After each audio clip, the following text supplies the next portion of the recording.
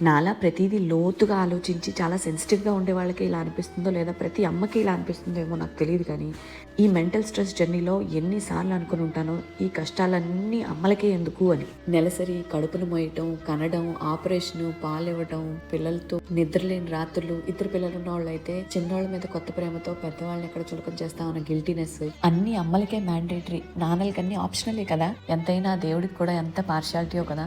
అందుకే దేవత అనకుండా దేవుడు అంటున్నాం. ఆర్ మేబీ ఇలా కూడా ఆలోచించాలేమో, ఆ దేవుడికి ముందే తెలుసుండొచ్చు అమ్మాయిలకి అమ్మలకి ఉన్నంత ఓపిక ఈ మగవాళ్ళకి ఉండదని. అందుకే ఇంత పెద్ద బాధ్యత మన మీద మాత్రమే పెట్టారు. పిల్లల్ని పెంచే ప్రాసెస్ లో మేము కూడా మీతో సమానంగా కష్టపడుతున్నాం కదా అని మగవాళ్ళు అన్నప్పుడు, తల్లకిందులుగా తపస్సు చేసైనా సరే కడుపును మొయ్యలేరు, కనలేరు. కాబట్టి కష్టపడటంలో ఎప్పుడైనా సరే మేము మీకంటే ఒక మెట్టు ఎక్కువే అనుకుని సాటిస్ఫై అవుతూ ఉంటాను. అమ్మగా ఎంత కష్టపడినా ఆ కష్టానికి గుర్తింపు లభించి నెత్తిని కిరీటం పెట్టకపోయినా, ఆ కష్టంలో నేను నీకు ఎప్పుడు తోడుగా ఉంటాను అని భరోసా ఇచ్చేవాళ్ళు ఉంటే చాలా అనిపిస్తుంది. ఆ విషయంలో నేను అదృష్టవంతురాలిని.